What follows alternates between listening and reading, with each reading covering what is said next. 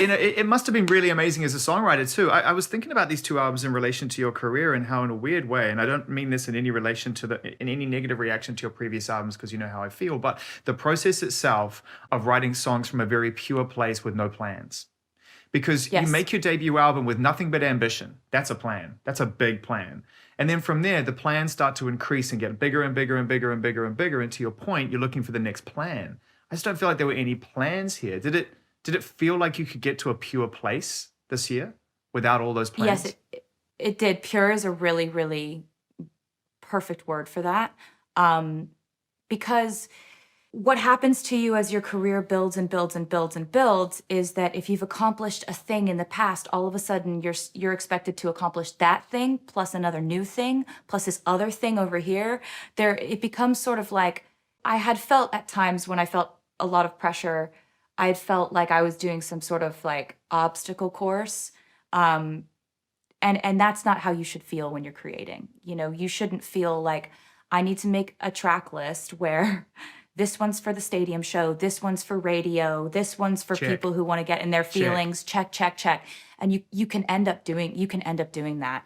And it's good to have friends who are artists who have similar pressures, like Ed Sheeran and I talk about this a great deal. This was a time when we both stepped back, and I would say to him, this is the first time I felt like I threw the checklist away. Like I threw it away, and I definitely could have gone into the pandemic thinking I've got to wait for everything to open up so I can do things exactly the way that I'm used to doing them. But then about 3 days in, I thought, wait, this could be an opportunity for me to do things in a way I haven't ever done them before. What would my work sound like if I took away all of my fear-based checklisting that I have inflicted on myself? Wow. So I That's guess we know the huge. answer now. Yeah. To me, there's an interesting correlation here between these two albums and this idea of getting into a pure space, the freedom and the space being another key word to this, and the idea of going back and re-recording your music. Do you see a correlation between reflecting the person you've been and becoming the person you want that you are and are going to be? Wow, there's a lot to unpack there. But it does resonate with me a lot because I was allowed to start re-recording my music in November. By then, we had a great deal of Evermore done.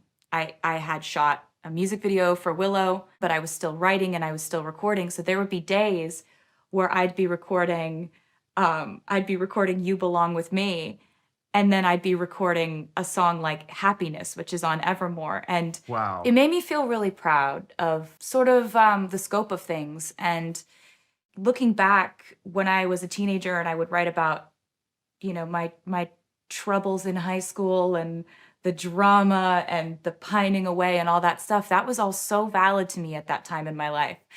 Just as much as Evermore is so valid to my happiness at this time in my life.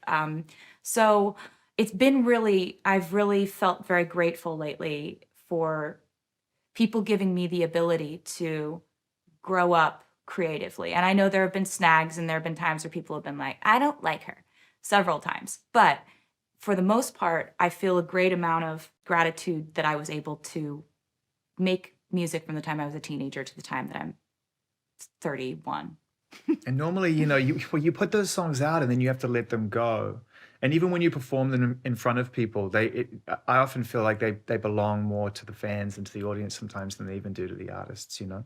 And getting a chance to re-record them for whatever reason, whatever prompted this thing, the fact that you get to go and listen to these and re-record them, I wonder if it brings you closer to them and changes your feelings towards songs that often people just record and move on from. Don't even listen to again as artists unless they're playing them. Yes, it does. It makes me feel really close to those songs again. And it also reminds me that obviously I want to keep a lot of cool surprises for the fans until I'm ready to show them fully to everyone. But the reason that I feel so passionately that artists should own their catalogs is because if you are the creator of all of this music, you're the only one who actually knows the ins and the outs of it. You're the only one who knows what almost was written. You're the only one who knows the kind of secrets of the journey of making this music. So you're actually the only one who has the ability to share it with the fans in the way can make everyone the happiest and the most excited. So it's been really fulfilling in a way that I had no idea what to expect. You don't want to feel like it's like, you know, your homework got destroyed and so now you have to redo your homework. It's not like that at all. Yeah. How could you ever know what's going to happen, right? A coming of age has come and gone, right? How could you ever know that? Yeah, good quote. But yeah, I was 15, 14 when I was in record deal talks, record deal negotiations. So you can't really go back and say, wow, what a conscious choice that was made. You don't know the music industry until you know it. And because I have learned what I've learned, I really just want to make things better for other people. And I want that to start at the record deal in the contract. Artists should never have to part with their work. They should own it from day one, but they should license it back to the label so that the label can make back their money over a certain amount of time. And that amount of time should be what's negotiated upon. It should not be a question moving forward. And if I can do anything to change that for a young artist in the future, or many or all of them, then that's, you know, I'm going to keep being loud about it. It's an incredible observation at a brilliant age to come to that. And at the time of recording, your birthday's in a couple of days. By the time this is seen, it's probably about 24 hours ago. To protect myself from the Swifties, I got to say happy birthday, even though you haven't had your birthday. Thank you. It's all very DeLorean kind of nightmare for me right now. I'm in some Back to the Future vortex. But anyway, happy birthday.